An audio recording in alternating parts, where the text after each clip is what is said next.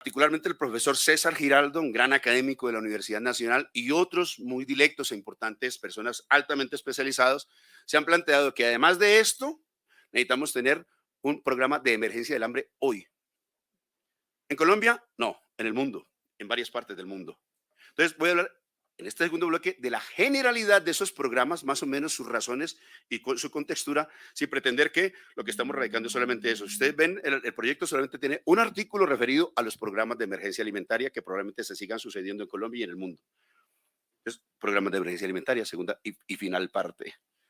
Cada vez más urgentes los programas de emergencia alimentaria. Fíjense que no es una contradicción, estoy diciendo, la urgencia nos obliga a hacer programas de emergencia alimentaria, pero la sustentabilidad y la racionalidad nos indican que no nos podemos quedar en ellos, sino arreglar los factores. ¿Y en qué consiste? ¿Cuáles son las causas frecuentes últimamente de los programas de emergencia? La guerra, dicen unos, es cierto. Gustavo Petro lo explicaba inicialmente solamente Gustavo Petro, pero después el conjunto de los candidatos daba una explicación que es cierta, pero limitada en mi opinión. La guerra propició, en una zona del mundo, propició que se interrumpieran a veces los circuitos mediante los cuales, es decir, lo que nos proveían Ucrania, que es muy importante, y Rusia en materia alimentaria, comenzaron a revelar problemas que son ciertos y que son constatables. Y que explicaron, es verdad, una inflación alimentaria en un primer momento. Pero les quiero explicar. Después, transcurrido un tiempo, empezaron a bajar los precios de algunos alimentos muy importantes, cereales, que son muy importantes. Empezaron a bajar, pero detuvieron su caída. Más o menos lo que se decía es, la guerra explica un primer momento, pero finalmente está claro que no se interrumpirían todos los circuitos, que se fueron restableciendo, pero el precio de los alimentos seguía siendo muy alto. Lo que se ha venido a establecer, y los invito a que conozcan la literatura, particularmente Eduardo Garzón, por ejemplo, tiene un aporte muy importante en un español, es que hay en este momento hay una gran especulación internacional con lo que llaman subyacentes alimentarios. ¿Qué es eso? Que hoy por hoy se compra en el mundo los alimentos en mercados de valores futuros. ¿Escucharon ustedes lo que pasó en el eje cafetero, donde estaban revelados los productores cafeteros porque le estaban comprando a un precio, pero el mercado había subido? Ellos estaban amarrados a un precio, ¿cuál? El que habían vendido originalmente, pero el precio del mercado, como lo estaban vendiendo, lo que ellos le han comprado, se había disparado mucho. ¿Recuerdan ustedes que hubo una especie de crisis reciente en el eje cafetero? Si no, notifíquense, fue muy importante. Produjo inclusive roturas de contratos. La especulación explica en buena medida hoy el precio del alimento, entonces resumo allí. Ya no es solamente como antes problemas de guerras que explican el hambre. Ya no es solamente como antes problemas de mercado tradicionales. Ya no es solamente uno muy reciente cambio climático que explica los problemas de emergencia alimentaria. Ya no es solamente las pandemias que en el horizonte aparecen como más frecuentes y solamente la especulación financiera, que es lo que está explicando en particular esta crisis, en buena medida esta inflación de alimentos. Es la suma de todos ellos los que dicen que tenemos que tener una especie de disposición de capacidades para hacer programas de emergencia frecuentemente. Y en particular ahora, eh, se está adelantando por parte del profesor César Giraldo y de otros muy especializados y capaces amigos nuestros, un programa cuya hojita acabo de perder. Paula, ¿dónde la cuiste? Bueno, que tiene 6 proyectos. Paula, por favor. Que tiene 6 proyectos muy importantes y una estrategia territorial enfocada en los lugares donde se padece mayormente el hambre. ¿Qué se trata? De llevar, digamos, transferencias y existencias de alimentos en físico para que algunas zonas que tienen difícil acceso puedan acceder, básicamente, ¿cierto? Es decir, y esto a través de 6 proyectos que son alimentos humanitarios, transferencias monetarias, un bono en particular, plan de alimentación escolar, que debe ser parte de lo anterior que hemos dicho, es decir, hoy tenemos algunos instrumentos que no podemos despreciar. El PAE es uno muy importante, aunque haya estado en desprestigio relativamente con razones sobradas y ciertas. Pero eso no indica que el PAE sea algo así como una estrategia fallida. Lo que es fallido es el modo como se ha, digamos, capturado por parte de clanes territoriales corruptos. Eso es concretamente lo que está pasando.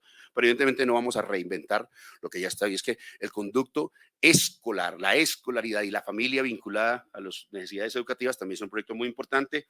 Plan de nutrición de grupos étnicos en particular.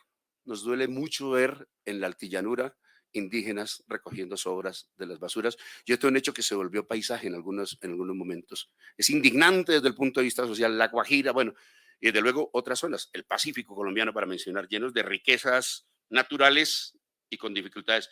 Y el concepto de crisis alimentaria, es decir, evidentemente por todo lo que he dicho anteriormente se nos viene crisis alimentaria, solamente digo porque no me lo perdonaría. Cuando tenemos margen de calor en Europa del 40 y pico por ciento, lo han visto, evidentemente cualquier zona estará expuesta a que eventualmente tenga una crisis alimentaria que nadie esperaba y la que haya que resolver. Creo que esto es un resumen de lo que estamos intentando presentarles. Lo otro es articulado. Desde luego que podemos hablar de articulado, pero me interesa muchísimo y se lo vamos a poner a disposición con toda seguridad, desde luego. Pero me interesa mucho algo así como el aspecto conceptual. Yo les voy a pedir, he hecho una presentación breve, más general, para darle palabra a mis compañeros de mesa brevemente. Estaba por acá una amiga de la FAO que queremos también que nos acompañe con alguna intervención inicial y atendemos las preguntas que ojalá sean muy variadas porque nos interesa mucho que ese tema se conozca. En principio, pues muchas gracias a todos ustedes. Mi buen César Pachón, que ha estado tan atento del tema. Bueno, hola, ¿qué tal mis compañeros? Eduard, Marta, Jael, Alfredo, por favor, César. Gracias, senador Wilson. Un cordial saludo para todos y todas. Tal vez empezamos hablando pues de la inflación y que el gobierno saliente no tiene o no tuvo medidas para poder atacar el costo de los alimentos en Colombia.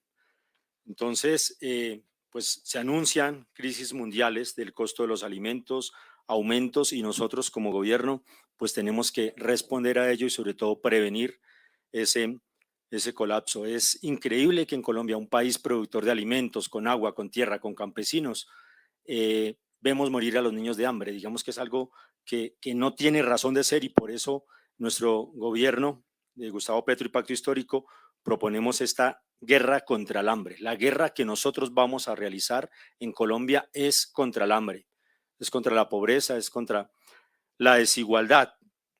Más o menos 25 millones de personas sufren de inseguridad alimentaria, no tienen el alimento asegurado en Colombia. Casi 16 millones solamente tienen acceso a 2 comidas o menos al día, y más o menos 500.000 niños y niñas padecen de desnutrición crónica. Digamos que ¿qué implica eso?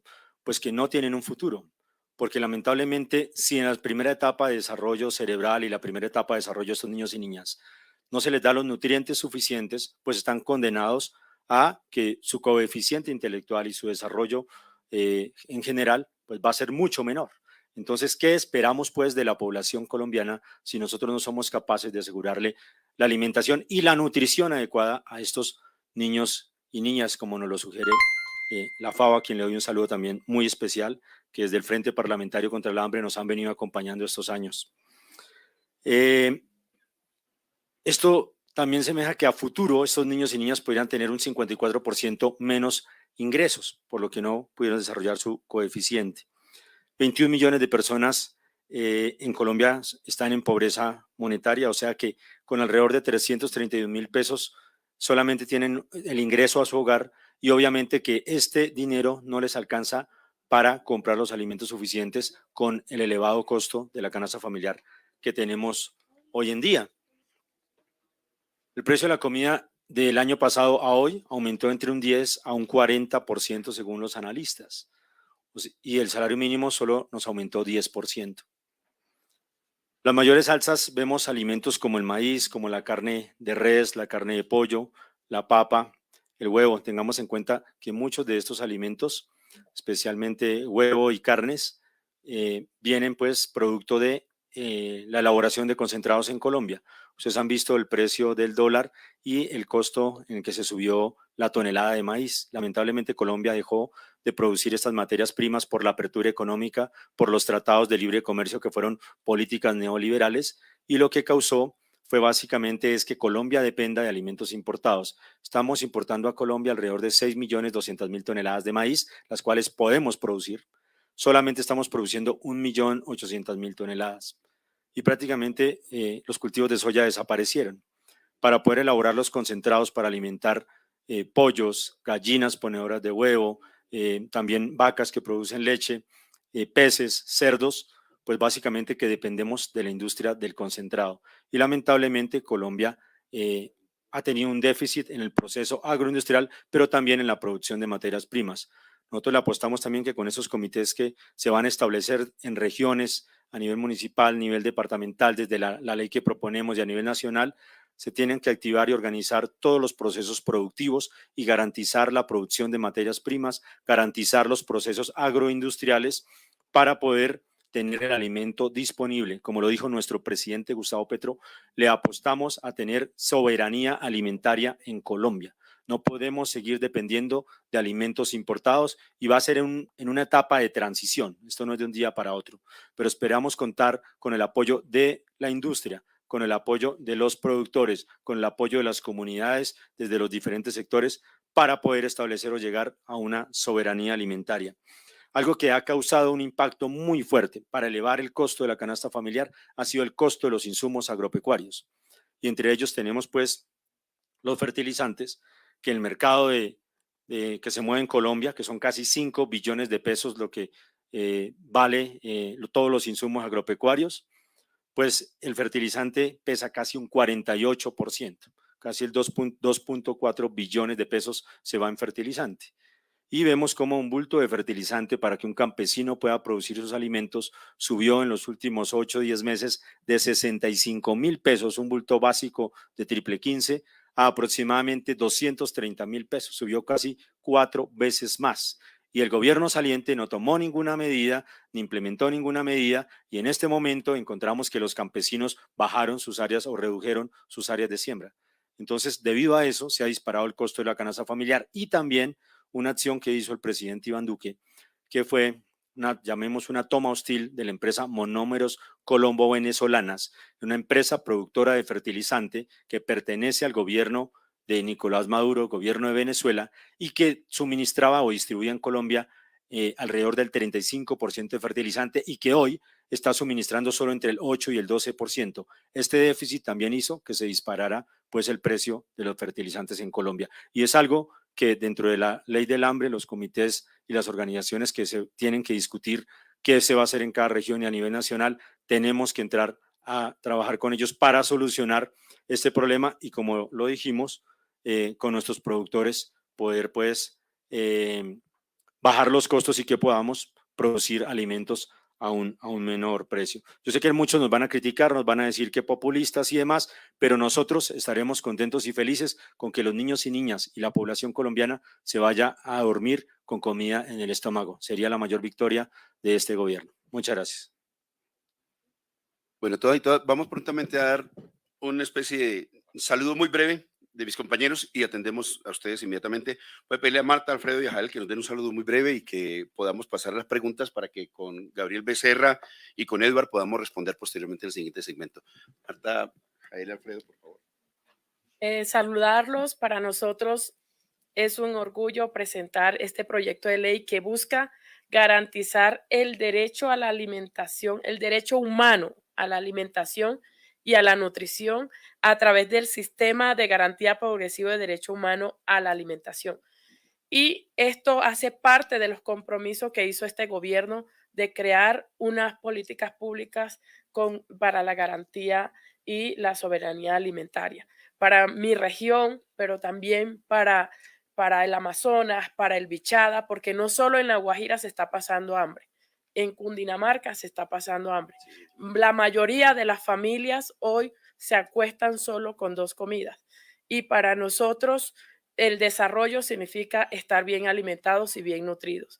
Para nosotros, de las regiones periféricas, para los pueblos indígenas, no puede seguir pasando por nuestras narices las riquezas que explotan en nuestros territorios, pero que nuestros niños y niñas sigan muriendo de hambre. De manera que esto es un paso muy importante y esperamos que sea un compromiso no solo de la bancada del Pacto Histórico, sino de todos los congresistas que hoy deberían acompañarnos y los invitamos a que voten positivo este proyecto de ley. Entonces, agradecerles y la verdad estamos muy felices y muy contentos de que este gran paso se pueda materializar. Muy importante la presencia, desde luego, del pueblo indígena, no solo la Guajira, como se ha dicho. Bueno, Alfredo, la juventud, Jael, pasamos a las preguntas y Edward y Gabriel nos ayudan a responder un poco ahorita. Húndelo allí, Alfredo. Bueno, gracias. Bueno, vengo de las luchas de Cali, del Valle del Cauca, y en mis condiciones de congresista vengo a acompañar y a defender este proyecto de ley porque recuerdo que el año pasado, cuando el pueblo en general se desbordó a las calles, en particular en la ciudad de Cali, en las luchas populares barriales, salían a las barricadas básicamente para poder comer. Se hicieron cientos de ollas comunitarias en Cali, en el Valle, en todo el país, básicamente porque la gente tenía hambre. Hace algunos meses fue un escándalo cuando se dijo que en ningún momento organizaciones internacionales habían planteado de que Colombia estaba en riesgo de hambruna. Después hubo algunos planteamientos, pero lo concreto que ha dicho es que nos dejan un país con más de 22 millones de pobres en términos económicos. Cuando la gente no tiene dinero, cuando los precios están elevadísimos, entonces eso lleva al hambre. Esa es la grandeza de este proyecto de ley. Pero también cuando se está discutiendo hoy que necesitamos combatir el hambre, pero también con productos elaborados por nuestros propios campesinos, por nuestros propios productores agrícolas, para que la gente se alimente bien. Así que esto es un desafío. Tenemos la posibilidad inmensa de contribuir que desde legislación colombiana, a través de varias leyes, y esta haga parte de una legislación que permita que haya sustitución en los alimentos que produce o que consume la población. Si logramos pasar de alimentos procesados que le dañan la salud a los colombianos de todas las generaciones y pasamos a incentivar la producción de alimentos en nuestro país, efectivamente no solamente vamos a llenar estómagos, sino que vamos a buscar la manera de nutrir bien al pueblo colombiano. Así que desde las luchas populares que nos dimos en Cali, en el Valle del Cauca, decimos que es una oportunidad, invitamos a todo el Congreso y a todo el país a estar atento a este proyecto de ley para que se apruebe lo antes posible, porque necesitamos sacar a Colombia del hambre. Muchas gracias. Gracias. Brevemente, aquí está.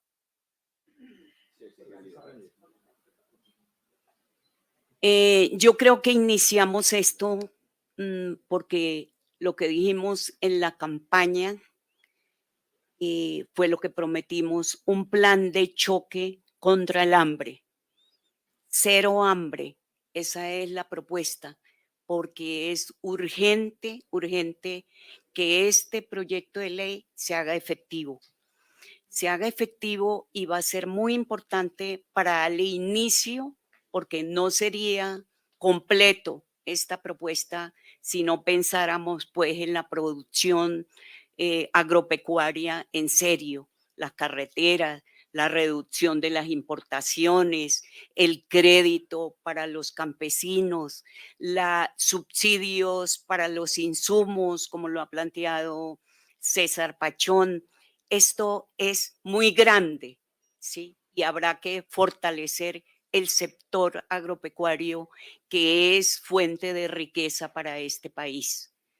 Es muy importante también en el proyecto que se descentralice este esquema de descentralización para responsabilizar también el gobierno departamental y municipal y que realmente se abra y se dé acceso a esos mercados campesinos, a los centros de acopio, a facilitar. En este momento este plan de choque es contra el hambre y se harán compras oficiales, el gobierno tiene que hacer compras oficiales para distribuir esos alimentos en esas zonas donde realmente se está padeciendo hambre.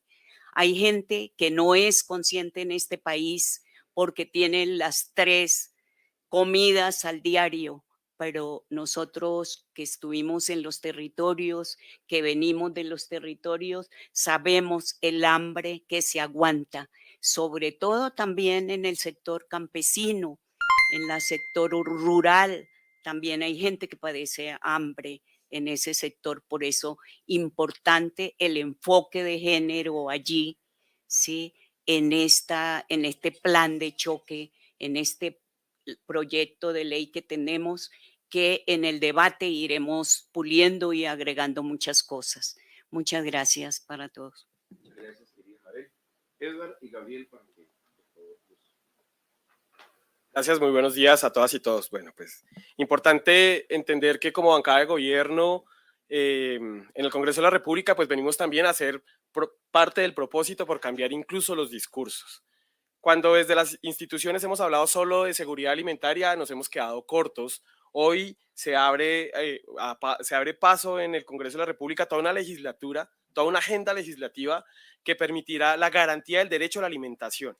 Entonces, lo primero que quiero contarles es que este no es el único proyecto que hace tránsito por el Congreso de la República, incluso hay uno de la legislatura anterior que se aprobó ayer en segundo debate alrededor del fortalecimiento de las pequeñas organizaciones campesinas y comunitarias alrededor de la alimentación.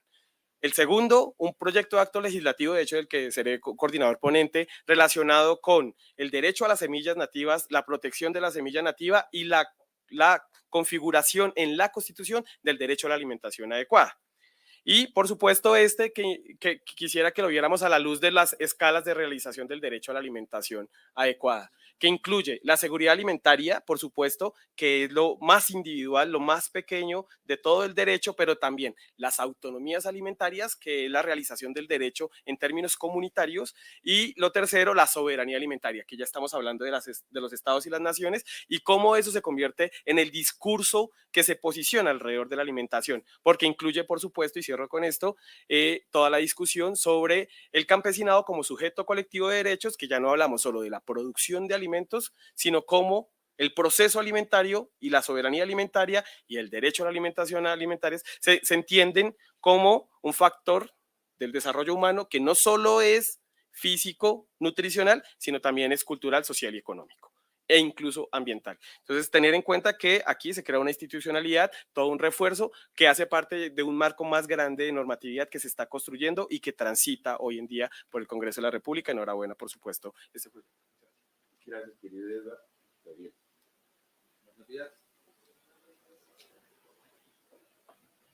Yo quiero sumarme a este esfuerzo colectivo de la bancada de gobierno del Pacto Histórico y que seguramente cuando se desarrollen los argumentos va a contar con el respaldo de otras bancadas. Creo que este es un elemento sustancial de lo que el presidente ha llamado la política de acuerdo nacional. Lamentablemente, por las orientaciones que han existido en la política económica, en la política social, durante las últimas décadas, nuestro país ha entrado a una zona realmente alarmante de vulneración de derechos básicos como el derecho a la alimentación. Nos hemos convertido en un país importador de alimentos cuando tenemos la posibilidad de ser todo lo contrario, realmente una potencia en la producción y en la exportación de alimentos.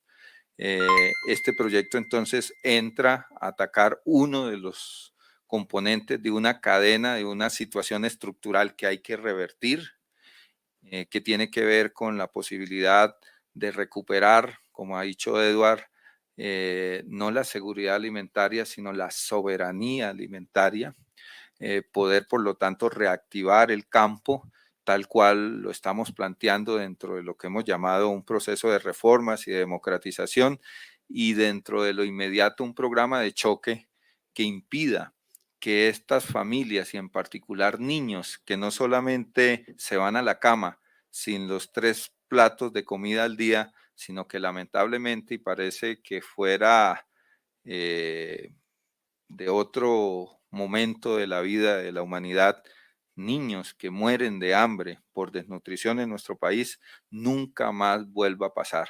Una democracia plena no es solamente una democracia que permite el ejercicio de formas de elección, sino que la democracia, como decía el maestro Carlos Gaviria, pasa por los derechos y pasa por la igualdad. No habrá democracia en un país si un solo niño se nos muere de hambre. Si un solo niño se nos muere de hambre.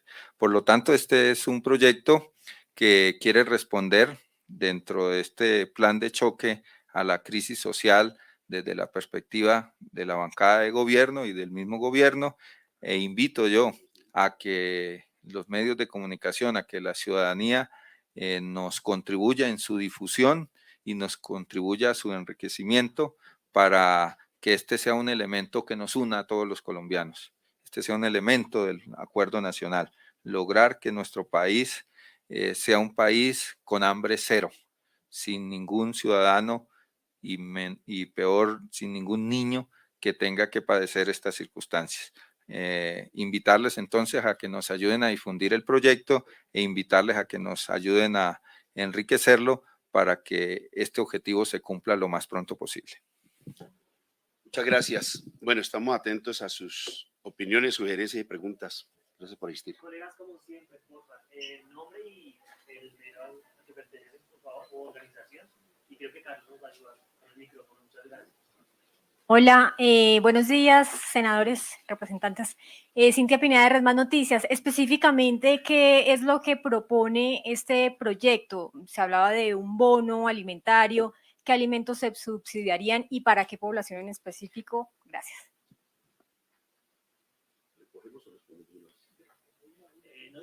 Vale, bien. Bueno, el problema es donde lo necesite. Realmente más que una especie de focalización previa, ¿no? Digamos que se tienen algunos instrumentos que más o menos son de ingeniería estatal, ¿no? El CISBEN, por ejemplo, que ya se ven entregando bajo gobiernos anteriores. Pero las asistencias alimentarias se dan en su oportunidad en los espacios donde territorialmente sean más necesarios y las poblaciones que en su oportunidad sean más requirientes del mismo. Más aún quiero decir, la idea ni siquiera es entregarle solamente a población, digamos, pobre y de escasos ingresos.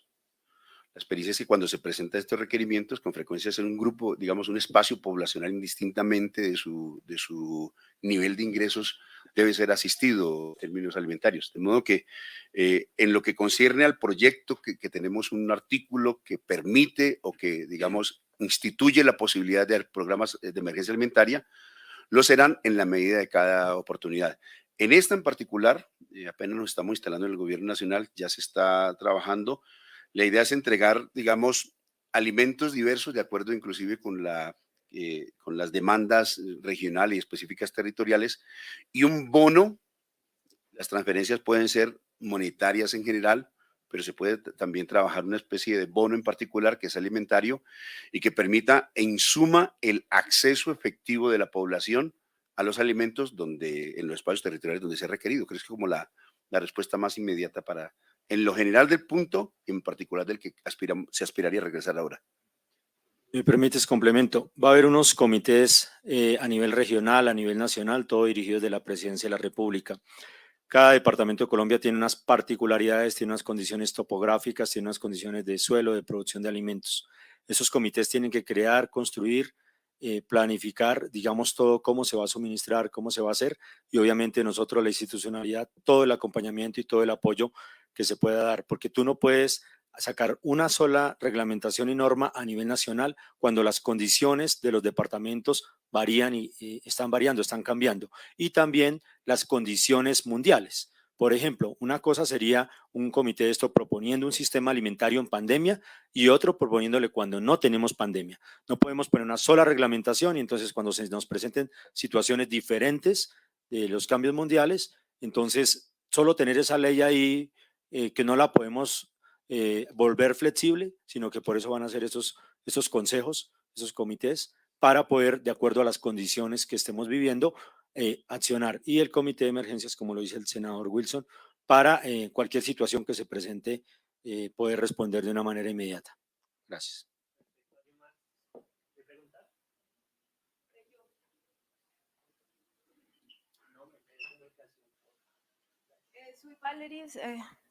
Soy Valerie Saurit, soy nutricionista, magíster en estudios culturales, doctora en geografía, estoy apoyando a la doctora Marta Peralta y nos gustaría saber, hay unos antecedentes que ustedes mencionaron al inicio, que habían pasado otros proyectos, el 301 del 2021 y el 048 del 2021.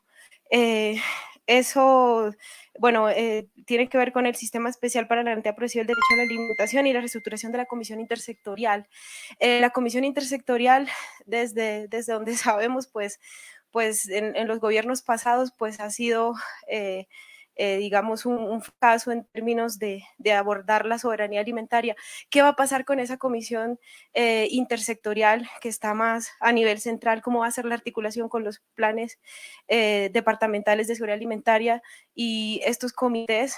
Y también otra pregunta es cómo se van a articular las rutas de atención a la desnutrición. Sabemos que muchas veces hay un eufemismo para llamar al hambre desnutrición y que hay unas cosas más urgentes que los gobiernos anteriores se dedicaron a paliar, que es todo el tema de la desnutrición aguda, que pues es ese estado de excepción, ¿no? Que siempre hemos tenido. Sabemos que el proyecto de ley pues va a afrontar sobre todo lo estructural, pero en esa urgencia, sobre todo cuando hay que atacar los temas de desnutrición aguda y de esos niños que se nos van a morir, la estrategia de focalización tiene algunos datos de desnutrición, porque sabemos que la encuesta en sí en 2015 no tiene datos propios, ¿sí? Entonces, también quería preguntarles cuál va a ser esa estrategia y apoyarlos también en esa estrategia de focalización con datos específicos de desnutrición en esa población tan vulnerable que es menor de 5 años. ¿Sí? Gracias. En principio, la intersectorialidad, inclusive la multidisciplinaridad, son reconocidas en general, ¿cierto? El proyecto de ley no podría, digamos, ir al aspecto, digamos, del desarrollo de la política y de la operación y de las rutas, porque el legislativo se ocupa pues, de su aspecto más general, lógicamente. Lo que sí es muy importante de tu pregunta y poderlo recoger es que el Consejo tiene una amplísima participación reconociendo esa intersectorialidad y esa, digamos, multicausalidad del hambre. Entonces, vivienda debe aportar, por ejemplo, asunto muy importante es agua potable, que están concentradas en ese ministerio. El de transporte, pues es evidente que en muchas partes los campesinos no pueden poner a disposición de la sociedad por un problema de terceras vías, de modo que es clave. Obviamente el de agricultura, obviamente el de salud, por las prácticas alimentarias saludables. Se espera que no llevemos un programa de emergencia a entregar alimentos ultraprocesados. De modo que algo tendrá que decir las entidades de salud. Esa multisectorialidad está expresada en la composición del Consejo, que es más o menos lo que nosotros podríamos recoger como legislativo de tu preocupación que es tan justa. Y ahí vas a ver la composición, ¿no? De hecho, la pregunta me da para decir eso. Delegado de Presidencia de la República, Ministerio de Salud y Protección Social, Ministerio de Agricultura y Desarrollo Rural, Comercio, Industria y Turismo, que va a ser clave por lo que se ha planteado como modelo, Educación Nacional, Ambiente y Desarrollo Sostenible, Transporte, Departamento de Planación Nacional, Prosperidad Social, ICBF, en fin, instancias que se espera puedan participar. De hecho, en estos momentos, buena parte de las estrategias y de los programas que tenemos están dispersos en varias entidades y esta es una muy buena oportunidad para pensar en una especie de integración. No es sencillo, pero está claro que la dispersión obedece a una falta, digamos, de conceptualización del problema. Tú lo decías, se disfraza a veces de hambre, lo que no lo fuere. Y evidentemente hay una gran presencia de la sociedad civil, de las entidades territoriales. El Consejo aparece muy robusto. La experiencia internacional es que es muy importante que así sea, que sea permanente, robusto, muy participativo. De hecho, uno de los principios, que cuando lo veas, es la participación, entre otros que no quisiera detallar porque los abrumo, pero es pertinente la pregunta. El proyecto de ley va hasta acá. Gustavo Bolívar, seguite. Ya había mencionado a Gustavo y a Iván Cepeda, quien esperaba que pudiera llegar también. Gustavo e Iván, porque han sido los dos y nuestro Iván atrás, su equipo ha trasnochado con otro en esto. Bueno, espero que esto satisfaga todo lo que sí se dice claramente a quién corresponde desarrollar la política pública, porque está claro de las metas, los actores, los recursos, ¿no? El instrumental se dice que lo debe haber, se le asigna la responsabilidad al nacional y a los territoriales, pero llegamos hasta allí en nuestro proyecto. Vale. Mira, para complementar, el comité intersectorial que tú mencionas no se reunió, no funcionó, porque no hubo un ente articulador. En este caso, la cabeza va a ser el presidente de la República y desde allí se va a direccionar todo porque él directamente pues, quiere estar al frente de combatir el hambre en Colombia. Las estrategias de focalización y demás lo van a construir los mismos comités. Pero por el momento, como ya está en la ley, este comité intersectorial, obviamente, mientras se hace la ley, mientras organizamos la ley, este comité tiene que ser citado por nuestro gobierno y tiene que empezar a caminar, porque el presidente de la República ha dado una línea que es empezar también un programa contra el hambre, y la herramienta que tenemos en la ley de Colombia hoy está en ese comité intersectorial donde están integrados las diferentes instituciones, ministerios y demás. Y si el Estado no asume la responsabilidad de garantizar la comida a toda la población, pues nadie lo va a hacer. El hambre no se soluciona con beneficencia, sino el hambre se soluciona con voluntad política, que es lo que tiene este gobierno y esta bancada. Listo, perfecto. ¿Alguien más con una pregunta? Ah, sí, espérame, Carlos, usted colabore con el micrófono, por favor. Y listo, cerramos ahí. ¿O alguien más tiene? Listo. Ben, Ángel Quichíes de Noticias RCN. Yo tengo una pregunta y es, ¿este proyecto va a ser de gobierno parlamentario? ¿Va a tener aprobación del gobierno? ¿Ya? Ah, bueno, ¿y qué alimentos iban a ser los que van a subsidiar? No sé, la leche, el huevo. ¿Algún senador en específico, algún congresista en específico que quiera preguntarle? ¿Quieres responder? ¿Quién quiere responder?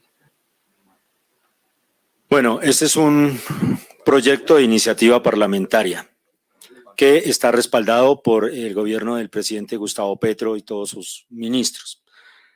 Alimentos a subsidiar, pues ya se construirán en el comité, porque tú sabes que todo corresponde a los análisis y los estudios, y también las regiones, como les venía diciendo, con particularidades, ¿sí? Porque hemos identificado que hay un costo alto que es coger y producir en una zona y transportar los alimentos hasta otra zona. A veces cuesta más el flete que lo que estás llevando en alimentos. Lo mejor, y con el desarrollo que se viene planteando desde el Ministerio de Agricultura, es poderlos producir en las regiones, pero igual los comités, los consejos decidirán qué es lo más efectivo y nosotros apoyaremos, y por eso buscamos involucrar a toda la población. Obviamente alimentos básicos, contenidos proteínicos, diferentes contenidos nutricionales que son fundamentales, como el huevo, las carnes, el arroz, por ejemplo, y el maíz, que como les expliqué es básico para la producción de concentrados para alimentar los animales. Gustavo Bolívar, para que no solamente nos dé sus saludos, sino que nos ayude con la... Agregar algo a lo que ha dicho mi compañero Pachón, y es que va a estudiar la importación de agroquímicos, que es uno de los insumos que más han encarecido los alimentos, y por eso hemos llegado a esos niveles de inflación que ya mis compañeros les habrán contado de 27%. Y bueno, y saludar a todos los amigos de la prensa y a los compañeros que nos acompañan. ¿Qué Eduardo nos va a complementar? Algo que digamos que recogen este tipo de proyectos son experiencias que, tanto las positivas como las fallidas. Entonces, alrededor del tema de subsidios sobre alimentos específicos depende precisamente de esas particularidades territoriales. Fíjense lo que pasó, por ejemplo, con el tema de compras públicas alrededor de los PAE, que si bien no es una apuesta por la seguridad alimentaria, es más pensada como de permanencia en el colegio. Sin embargo, presenta problemas porque no crea un proceso real alrededor de la selección de los alimentos y no termina habiendo compras reales a los productores del territorio. Hay que institucionalizar estos consejos de seguimiento, que estos comités de seguimiento, que incluyo en municipios tan pequeños con menos estructura del Estado como los municipios de categorías quinta y sexta, tengan ese tipo también de seguimientos alrededor de los comités de política social. Permite particularizar según el territorio qué alimentos se puede requerir y de cuáles se dispone. Sí, porque podríamos nosotros desde acá pensarnos específicamente qué alimentos a nivel general, pero no hay disponibilidad en todos los territorios de la misma manera.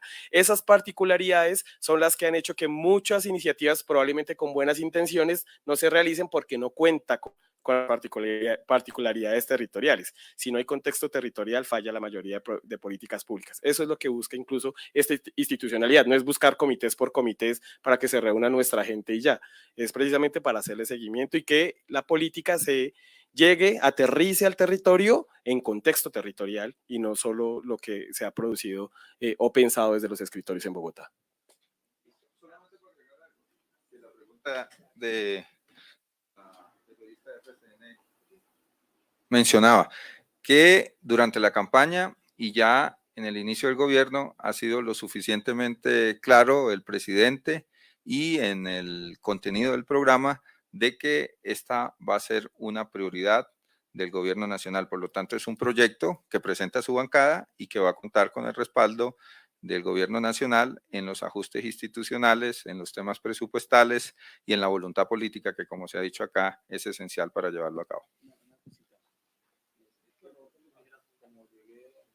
Como llegué tarde, no sé si lo habrán dicho, pero digamos, el objetivo principal, uno de los dos objetivos principales de la reforma tributaria es este proyecto que estamos radicando hoy.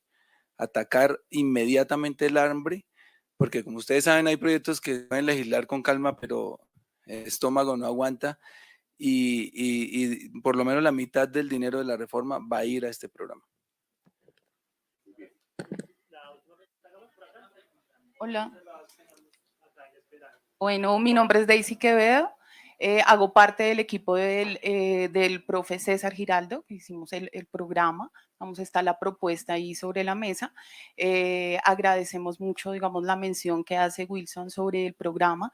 Y también, pues digamos, decir que el programa no es solo un programa de choque y contra la lucha contra el hambre, sino que también tenemos unos objetivos a mediano y largo plazo que, como lo decía en la socialización anterior el senador, es importante que hagamos este tipo de articulaciones y que además, digamos, si es necesario unas mesas de trabajo para que podamos articular la ley y el programa sea complementario a la ley. Muchas gracias.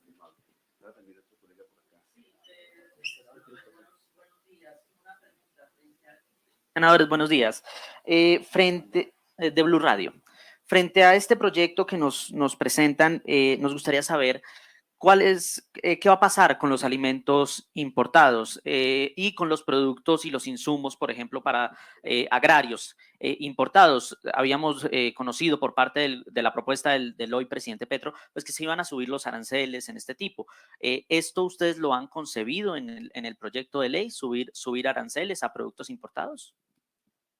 De nuevo, ¿A cuáles te refieres? A ambos. Creo que debemos. Hay preguntas, obviamente, que tienen que ver con la política. Voy a tratar de responderlas con amplitud.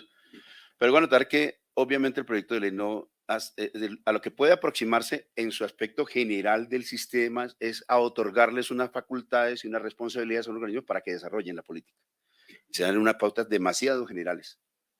Eso es de una parte. Pero también hago otra observación. No se olviden, el proyecto lo que hace es en su conjunto es muy importante. Una mirada larga del derecho a la alimentación. Y en un artículo realmente bastante circunscrito habla de los programas de emergencia, uno de los cuales a cargo de un equipo muy importante que va a estar muy cercano a Presidencia de la República. No es este consejo que estoy diciendo. Estos son uno multisectorial.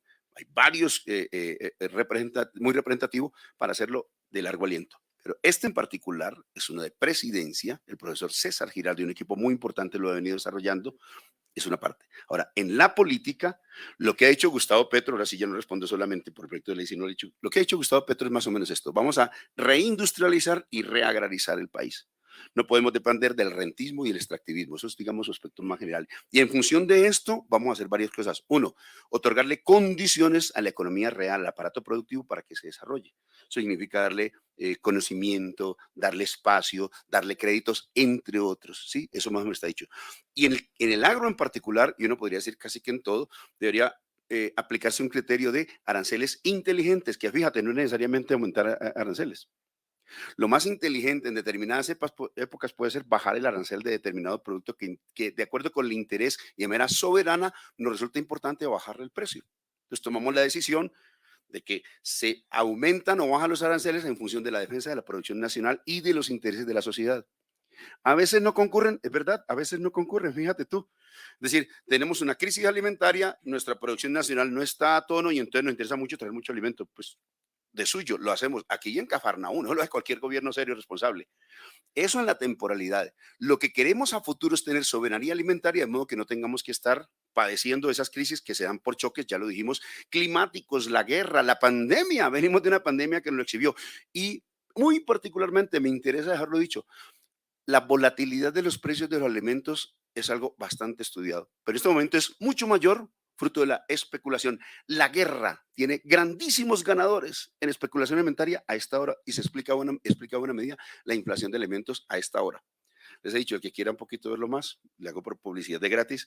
Eduardo Garzón, economista español, está hablando de manera muy profunda sobre el tema. Los invito a que lo escuchen. Pero te lo digo para responder. Tener una política de aranceles inteligente es exactamente lo contrario de decir per se voy a tener aranceles altos o bajos. No, es disponerla en función de un propósito político de largo o corto plazo.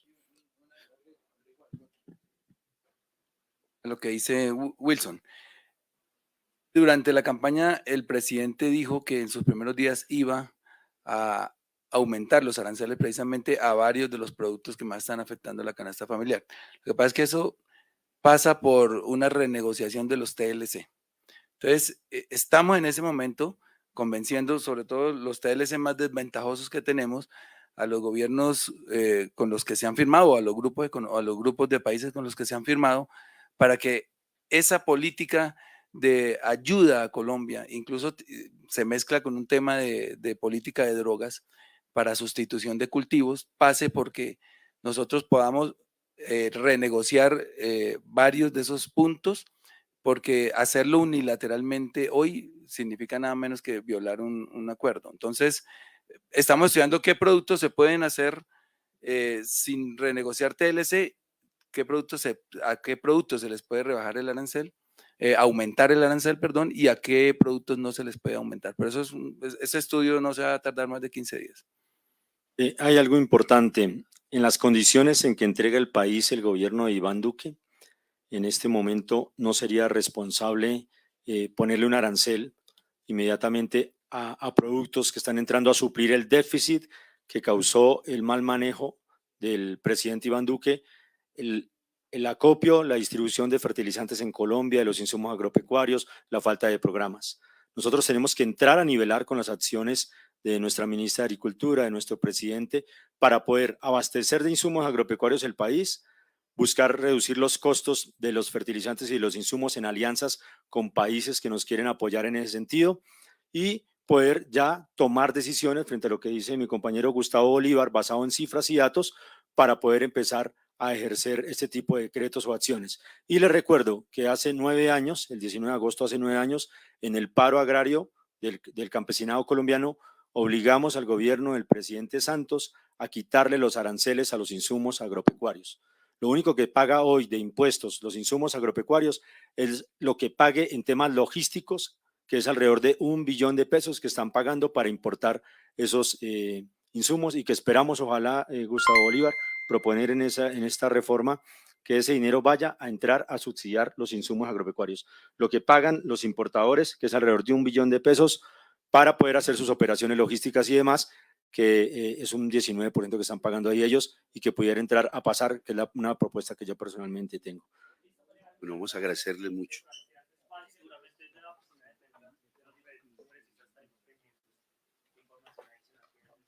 Bueno, muy agradecidos, muy generosos de habernos esperado. Tuvimos algunas dificultades, pero de verdad nuestra gratitud. Algo importante al agradecer.